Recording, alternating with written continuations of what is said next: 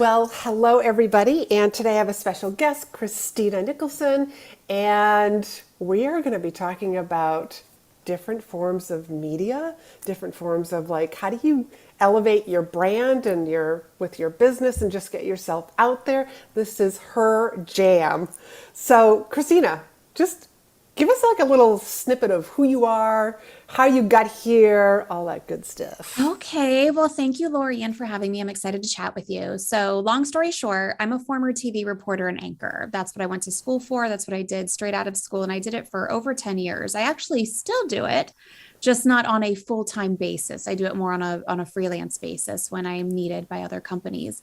But when I was in that role, I got a lot of pitches by people in PR or business owners who were looking for publicity and looking to get that quote unquote free commercial.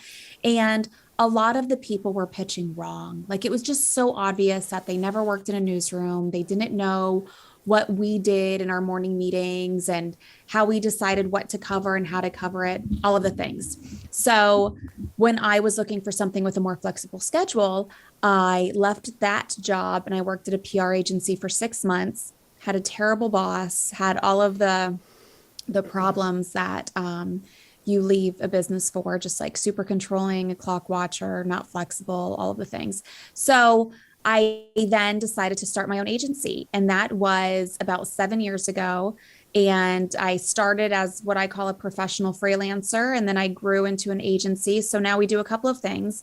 We do totally done for you services for those bigger companies that do at least 2 million in revenue a year. And then for those smaller businesses that want to get exposure and want to build their personal brand, but don't have a budget, we teach you how to do it. So we have a done or a do it yourself online course with some support in a Facebook group, and then a done with you where we get on calls with you, we go over your pitches, things like that. Wonderful. Now, myself having come from, before I came into this online world, I was actually a speaker for the leadership and corporate engagement industry. Those were my topics. So I totally get the why you left because of a bad boss. Yes. But also like that bad boss is like why you're here too. So sometimes we really do need those really nasty experiences. That's But true because I never wanted to be an entrepreneur or have my own business. It was just kind of like I wanted a flexible schedule and nobody would give it to me, so I just had to kind of make it myself. good for you. Very good for you. So what's it been like being an entrepreneur? Especially since you never thought that you wanted to be one. Right. Well, I mean, you don't know what you don't know. Like the first 2 years were very tough and very stressful because, like my income was inconsistent. Mm-hmm. I was always stressing out about, how much money I'm going to make this month, where I'm going to get my leads. I was working 24/7. I was super afraid to invest in my business, but I hired a business coach and I didn't have the money. So I put it on a credit card. I mean, most people don't have thousands of dollars laying around just waiting for something. So I put it on my credit card and I said, I'm going to do exactly what this business coach says to do because I don't like wasting time or money. And my goal was to pay it off in a year. And I paid it off in 6 months. I up leveled to another coaching program. Since then, I've had multiple business coaches and I don't think twice about investing in my business anymore. That was the biggest money mindset hurdle. I didn't know I had a money mindset problem, but I did because I was afraid to invest in my business.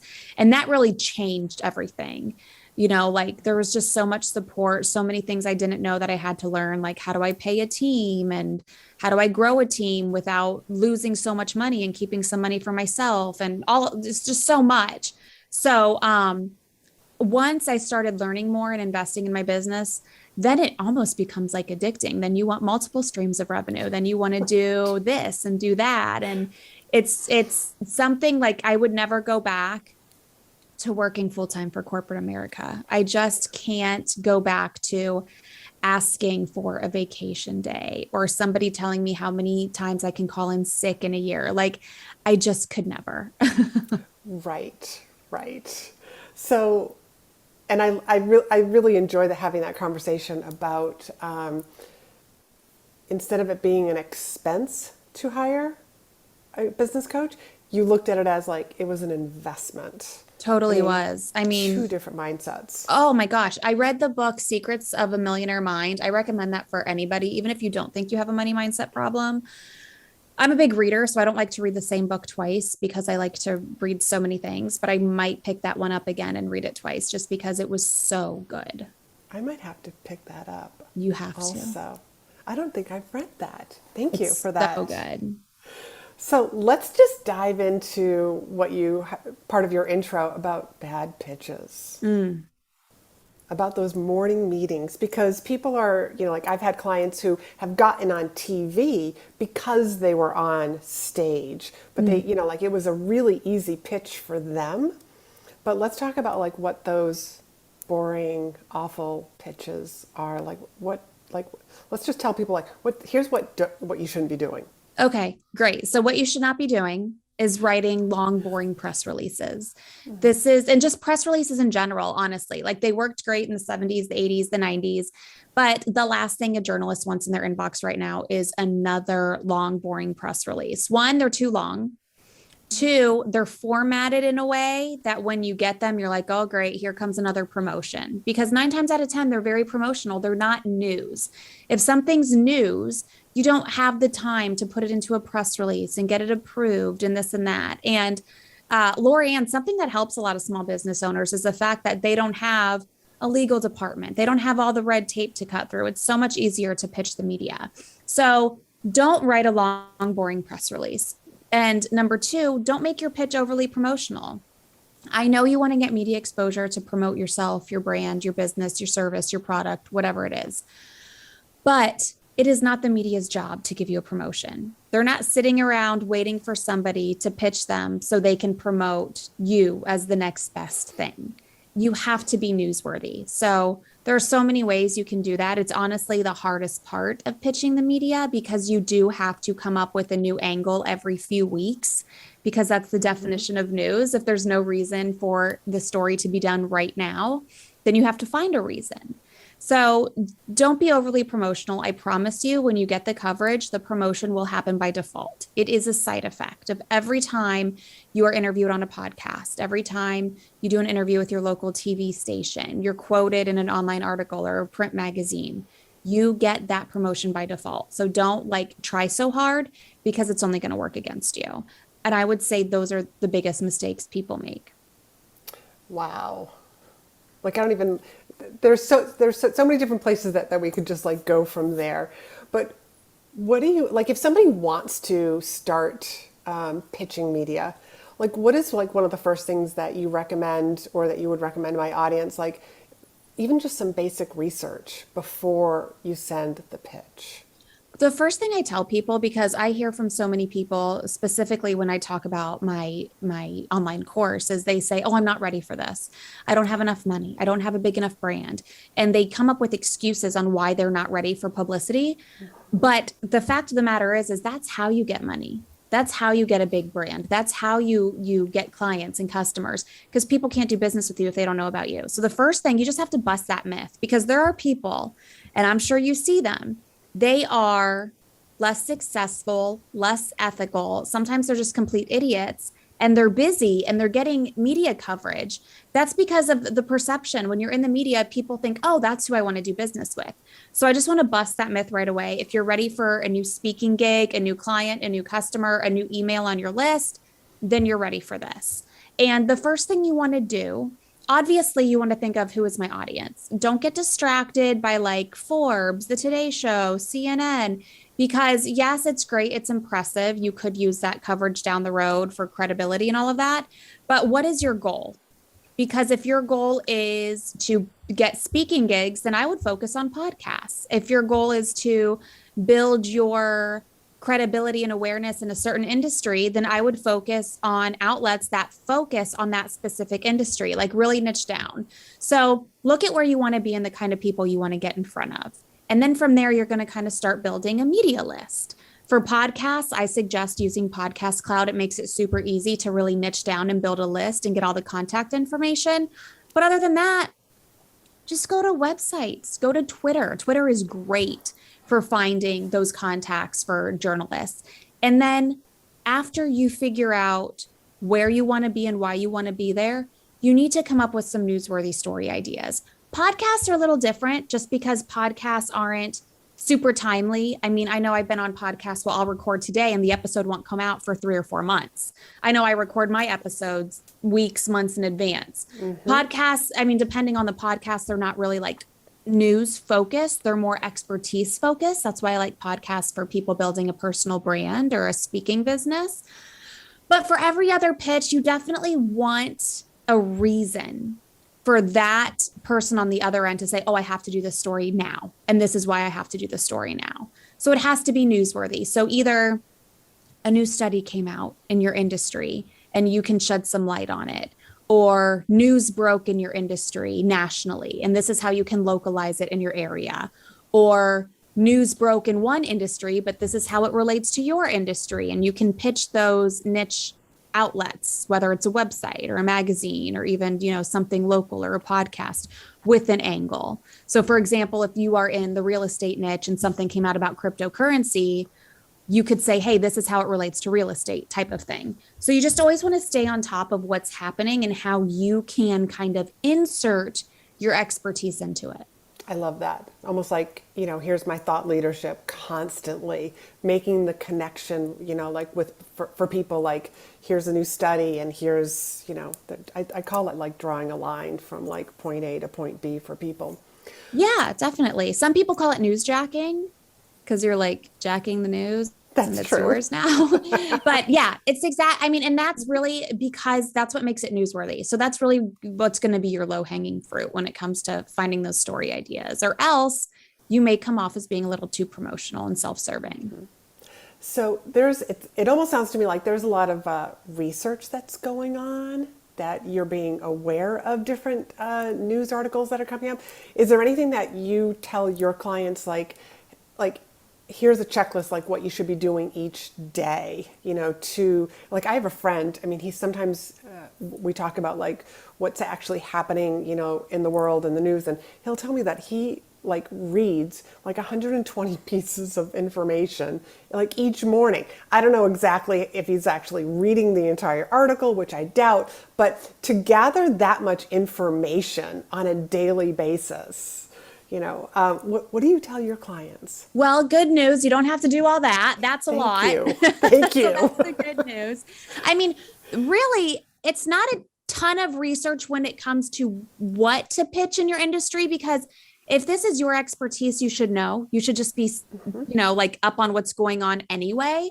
And maybe you're already creating content for it on your blog or your social media. So you can just kind of recycle that and turn it into a timely pitch.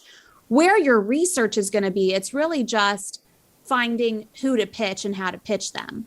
And I have tons of resources I'm going to share later, Laurie-Ann, that will help your audience. But it's really just building those connections with people so you stand out in their inbox, and building those relationships so you can keep going to them with opportunities, and you can be a continuous source for them because you are pitching them the right way. You're sharing their content the way they want it to be shared. You're tagging them on social media, and they're very grateful for that. So it's not a ton of research. Like I said, the trickiest part is just making it relevant to now. So if something is newsworthy today, it's probably not going to be newsworthy in a month. In a month, it's going to be old news. So it's just a matter of sometimes doing a Google search. This is a trick that I used for one of my media mentoring clients, because she teaches women how to work from home. She speaks a lot on starting your own business from home. And I said, okay, this is, you have a lot of great knowledge to share, but why should the media do this story now? And so we went to Google and we searched women working from home. We tapped on the filter news, and then we tapped on the filter for the last month. And we found a news article that said 4 out of 10 women at home are the breadwinners. And I said, perfect. This is new. This is newsworthy. So we're going to pitch this. And then we're going to say, hey, if you want to talk to a local woman who is a breadwinner and teaching other women how to do this, here's Jessica Stansberry. And she can come in and she can talk to you about XYZ. And we literally pitched that on a Monday.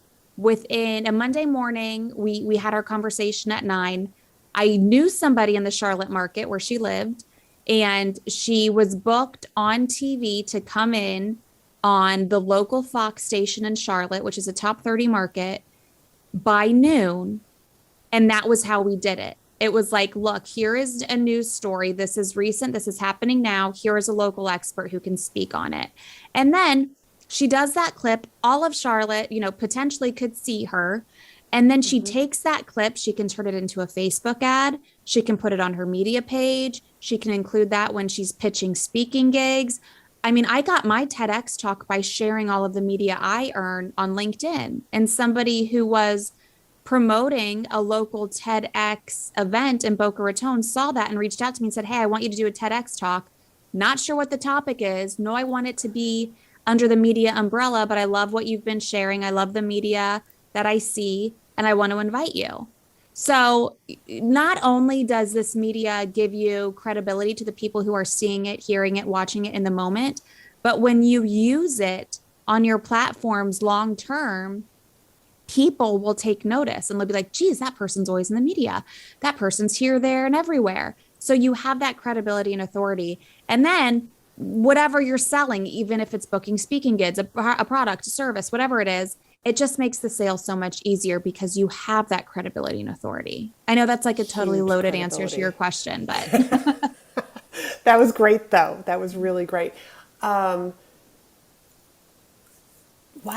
It's just like making me think about like all of these different places that most people are really missing. It's almost like it's slipping through their fingers. I also kind of like want to touch on the building the relationship with these people who would be booking you, producers, even meeting planners.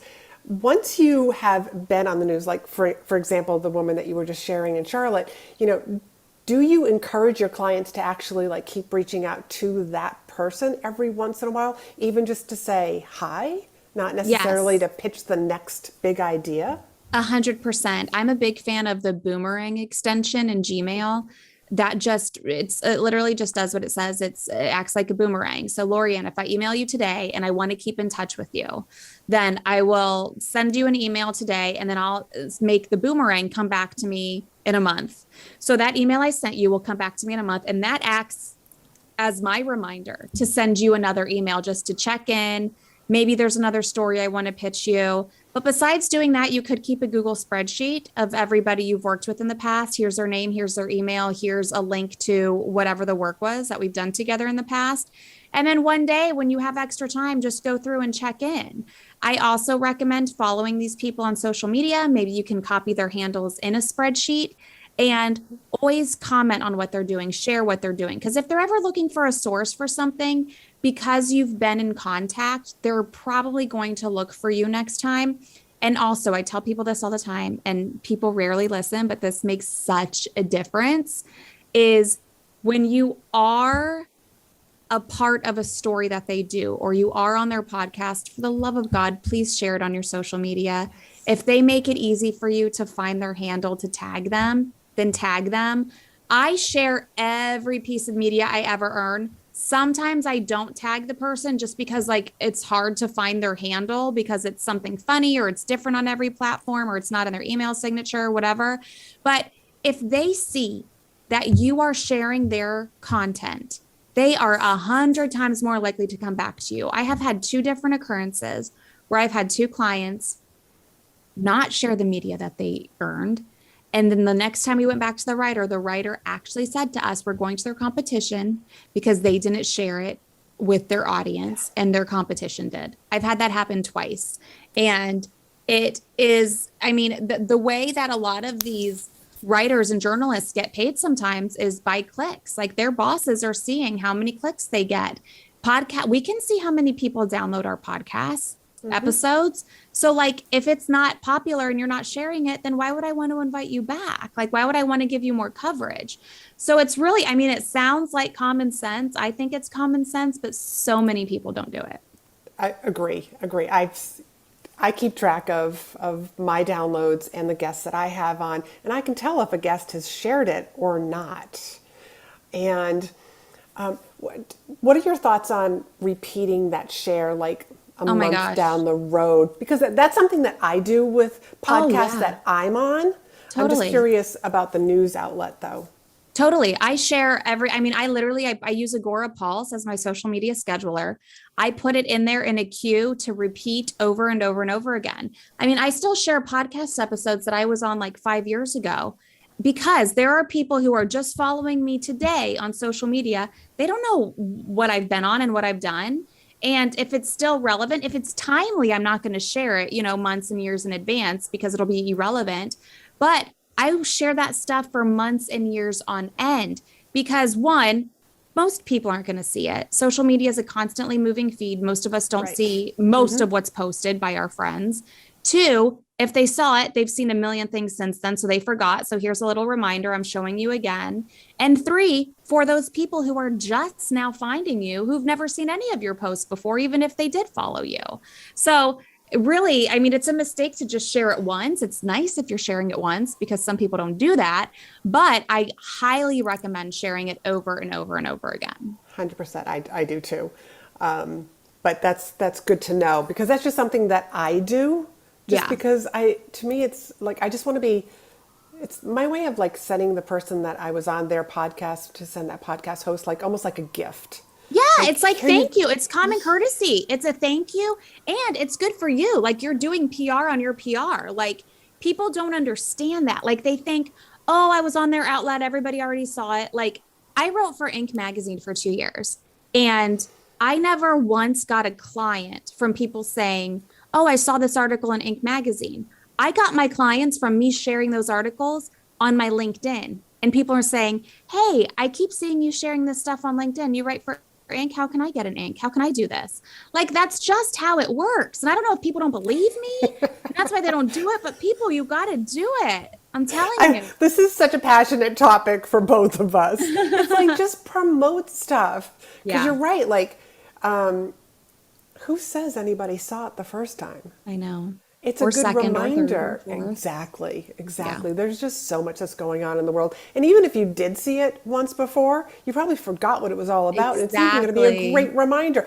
Go read it again. It's kind of like, like the book that you're going to reread again. Yeah, exactly. It was so good. I'm going to go back to it. Good. So let's talk about like how to pitch. Actually, I have another question too that probably is we should tackle first. If somebody's just getting started, and they don't have they haven't been on anybody's podcast, they don't have their own podcast, they haven't done any speaking events, what do you recommend that they start doing? Should they start like, hey, let me do a Facebook Live, let me start doing some Instagram stuff, so that there almost is a catalog for somebody to go and and to learn from them before they have them like on TV or on their podcast. Yeah, I honestly feel like Facebook Live is way more intimidating than a podcast interview because a live is a live. Like I used to be a reporter and anchor, so I can tell you like live TV, it's like nothing now because I have so many years of experience. But when I started, I was so nervous. So like I would say totally work up to Facebook Live, but you definitely want to have some kind of presence. If you're a speaker, I like LinkedIn. I like LinkedIn for anything B2B. And you should be posting. And it's not hard to use a social media scheduler. Like I said, I use Agora Pulse. You can be active there every single day. So I suggest using LinkedIn because if I'm going to hire a speaker for an event, I'm going to look at you online. Like, what are you sharing on what is your platform and what are you sharing? I also like YouTube for speakers and people who want to build their personal brand just because you can really build a niche platform there and you're speaking and you're on camera and it doesn't have to be live. So it's not like intimidating like Facebook Live is. You can edit it and all of that. So I would look at YouTube, I would look at LinkedIn and definitely start getting booked on podcasts because you want to have this is my media. This is what I'm putting out there. This is what I'm saying I'm good at. But this is me being on another person's stage. And you can consider being like right now, Laurie-Ann, I'm on your stage. This You've is invited me stage. to your stage. So I think have your own content that you can control, but then get on podcasts so you can build your personal brand, build that new audience, and you can share with other people like, hey, this isn't just me telling everybody what I do. Other people have invited me on to tell their audience what I do. So you kind of get the best of both worlds. Other people's audiences. Absolutely. Just getting in front of more people, sharing your message. however, like however you do that. And I love podcasts personally, just because of that constant, like it's always going to be out there for Yeah. as long as that podcast, is out there at least. But I enjoy it too. But you're right, it's that credibility. So this is a great lead into like, let's talk about how to pitch yourself to get onto podcasts, because we're both podcast hosts, and I'm sure you get like a ton of pitches also. And depending on what the subject line is, depending on what that first Yeah. line is, I'm just like delete, delete, delete. Yes. Okay. So what makes you delete a pitch? It's not about me. It's not about me. It's not about my audience. It's so, I'm going to use the word selfish. Overly promotional. Yeah, it's like oh, look at me, look at me, look at me. You should have me, or it's some sort of like a VA. Somebody's like, oh, you should have this person on your podcast, and they haven't given me any reason that's even related to my podcast or what I talk about or what the information that I share with my audience. Yeah. Yeah. I can see that. For me, similar, same thing. And then in a pitch, I like to see specific talking points, like 1 through 5. This is what we're going to talk about. These are the takeaways for your audience. And I want them to be so specific. I've never seen them before. I'm actually recording. You're going to come on my podcast today. And I'm talking to somebody else.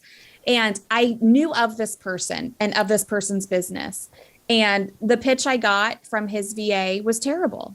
And I was like, I really want to have this person on, and I want to talk about things I know he knows about. So can you give me like more specific talking points?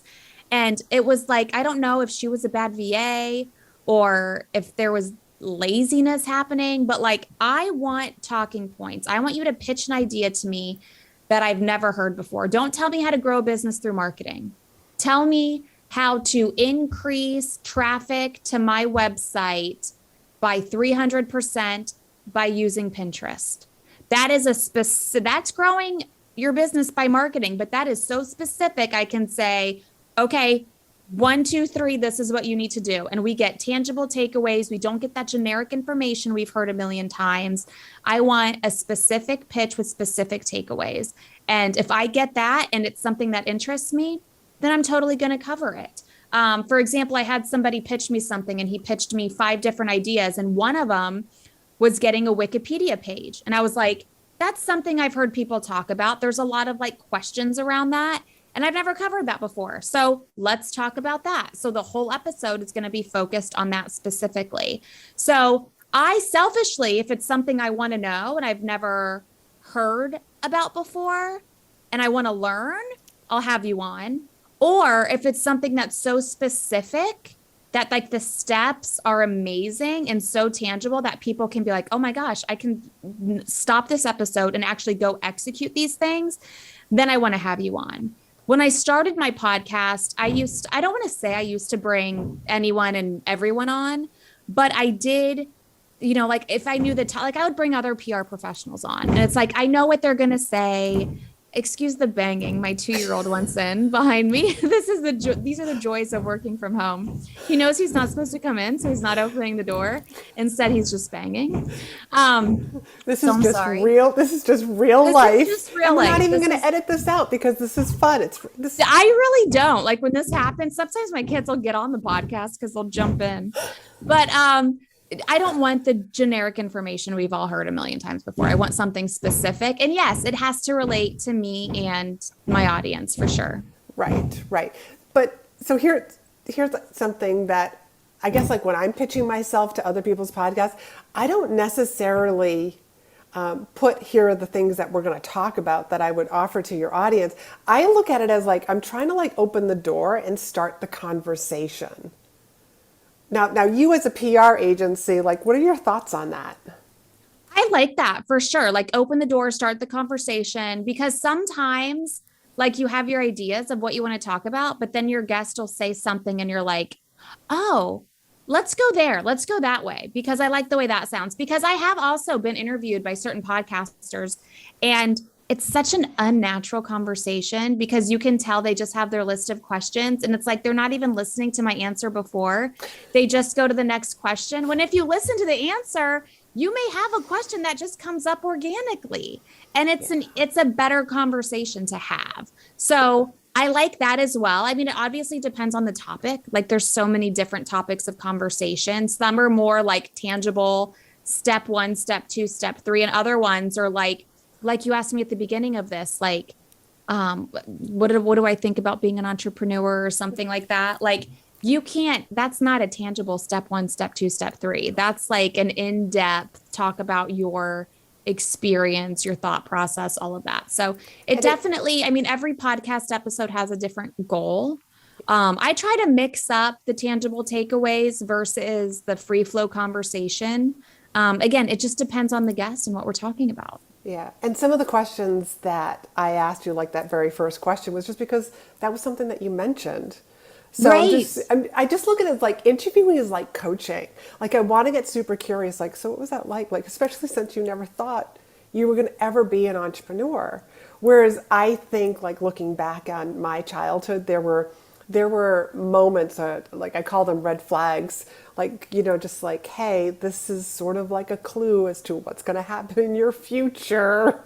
And Thanks. just, but I don't come from an entrepreneurial family. So it was go to college, get a job, Yeah. retire at that same job. You know, that's what I was taught. And Yeah. I did something completely different. And I'll tell you, in the beginning, my parents were like, are you working today?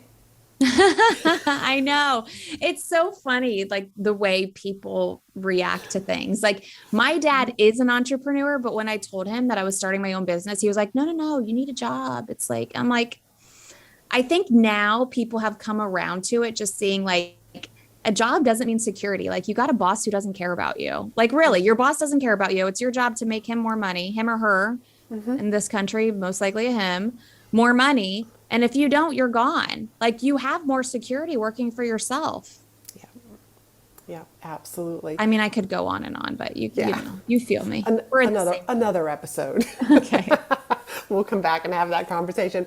What would be your piece of advice for women trying to get more visibility, get themselves out there, start their own business? I know that that's a huge open-ended question. Yeah, no, but I mean, I want to go back to busting that myth. Like, stop making excuses on why you're not ready. Stop being afraid of what people are going to think or being rejected, this and that. Like, if you're afraid of being rejected, then entrepreneurship is not for you.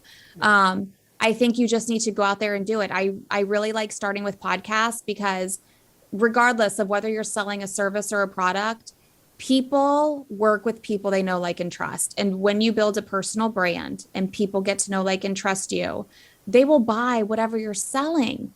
I mean, honestly, like there are some people with great personal brands and shit products and services, but because they have a great personal brand and they're out there everywhere, people will do business with them. So just think, if you're amazing and you build your personal brand, like the sky is the limit. So I just think that you should start with podcasts. I love podcasts because that's where I honestly see, I say ROI. It's not an investment of money. It's an investment of time because, again, we're not paying for ads. Like this is all earned coverage.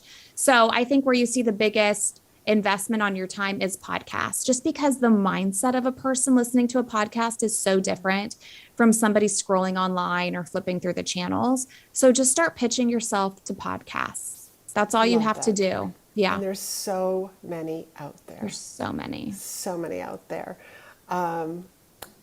Would you share with people how they can get in touch with you, where they can find you? And I'm pretty sure you have something special for my listeners Yes. today. So I keep talking about pitching, and I know like people are like, oh, well, what do I write? How do I do a pitch? Okay. I'm going to break all of that down. I have a free masterclass where I totally overshare a lot, and I share exact stories of how certain people got certain coverage with these pitches. I share exact pitches and all of that. You can access that masterclass at earnmedianow.com. There is an on-demand one, or you can watch a replay. You can watch one that's happening in the future. So whatever you want to do, earnmedianow.com is where you'll get all of that information. You can listen to my podcast. You can listen to Laurie-Ann, be a guest on my podcast at Become A Media Maven. It's found just about everywhere you can find your podcasts. And I'm on social media at Christina All Day. So that's about it for me. Fantastic. So I would highly recommend that people go watch this master class that's on demand.